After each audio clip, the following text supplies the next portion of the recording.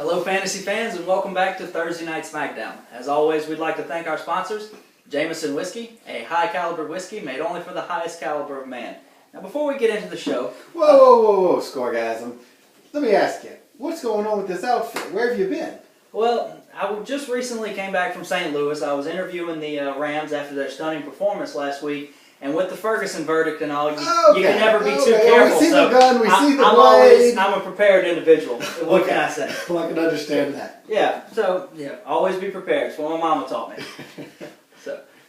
Before we get into the show, I want to give a special congratulations to the Oak Forest Academy Yellow Jackets. They recently won their high school football state championship. It was a great season watching them play. They overcame injuries. They did. Trouble. And a special shout out to Mollberg's Renegades, who's an assistant coach on that squad. Had a lot to do with that victory. We want to make sure we thank them and tell them congratulations. Great job, guys. That's such a big deal. Also, there's another congratulations in order. Scoregasm, well, is it Mr. Erica Ooh? Or how's it go now? I understand you're engaged to be married. It's going to be a hyphenate, actually. Oh, okay, okay. I can definitely understand that. Yeah, that's, but I appreciate that. Thank you, sir.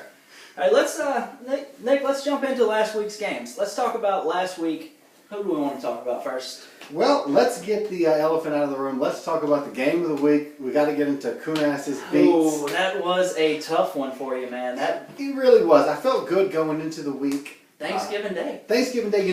Thanksgiving is historically a good week for me. Last year we came out, played against a competitor that started Matt Flynn, who ended up with negative numbers. I came out with a W. I think you will remember that well. I remember that last year. I was that competitor. That's absolutely correct. But Kunas came out similar to he did about 3 weeks ago against Mollberg, and he put up some crazy numbers. We saw Calvin Johnson come out of nowhere, who has definitely been. I forgot who Calvin Johnson was. And so did Matt Stafford, I thought, for a while. Yeah. And then comes out of course, almost 30 points up. 30 points.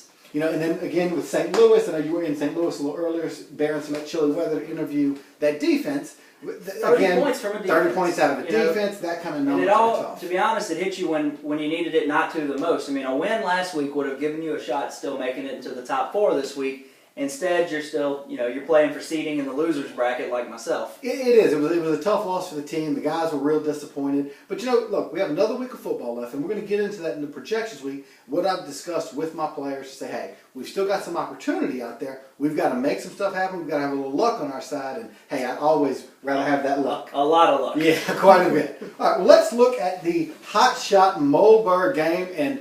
Here at Thursday Night Smackdown. I got to know if any of our viewers at home, if any of you saw this coming, because I most certainly did not. And I definitely did not. We've been discussing for the last 2 or 3 weeks, Mollberg just doesn't make the adjustments. He doesn't do the time in the team. And what I can see really happened is he got beyond that state championship with his other job, and now he was focused. He was able to focus on what mattered. He made some good trades. He did. When he moved to Emmanuel Sanders, I said, I just don't know that that's the move to make, but he picked up some good running backs. He offered trades to every owner in the league, and it paid off. He came out against Hashtag, who has been a dominant force in this league, and came out with a substantial victory over him that I don't think a lot of people saw. Absolutely. Well, let's talk about the Comeback King and WTF. At that thing, we really saw what was going to be a comeback. We saw comeback leading strong. All the ESPN projectors were there saying, hey, comeback's going to put the numbers up. He's going to do what he can do. Nobody thought this was possible going into this game, even though WTF has had some bad weeks. Out of nowhere, comeback's team falls flat on their face. WTF comes up with a relatively meager performance at about 114 points. We expected the win from WTF going into the game, but the earlier games in the week, we thought that the Comeback King was going to pull it off. He did. And he was also in the same boat as you. A win last week would have given him a shot at a possible top 4 spots. That's exactly what, especially with Hashtag losing last week. We saw that as a potential for him. I actually had an opportunity to sit down with Hashtag Sunday before 12 o'clock games to discuss some of this. It was definitely a fear in his head, but hey, I couldn't quite get it together. Comeback couldn't get it together. So it really worked out. He had some luck on his side. And like we said, everybody wants a little luck when they can get it. That's right. Well, I want to talk about the Commissioner Jablomi Scoregasm battle. What happened to this guy? Did this guy fall onto a lucky horseshoe? How do you win that? I'm not sure. I want to say the Commissioner has sold his soul to the devil for mediocre winnings in fantasy football.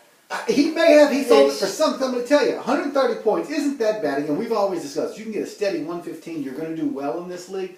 But my goodness, who ties 128.5 with a quarterback with 5 minutes left to play, with a receiver, with a running back? In that game, just in the Monday night game, I had Ryan Tannehill that was a 1-yard rush away from being over a point threshold. Lamar Miller was a 4-yard rush away from being over a threshold. Or a successful completion. Or successful reception.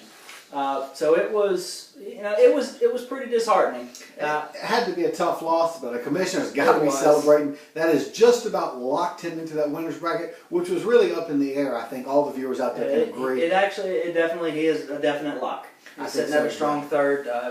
It's not possible for anyone to catch him. So congratulations to Commissioner Jablomi on your victory and locking yourself into the top field. Now he's still going to be playing for seeding though. Yes, which absolutely. is important. Absolutely is important. All right, well, let's look at next week's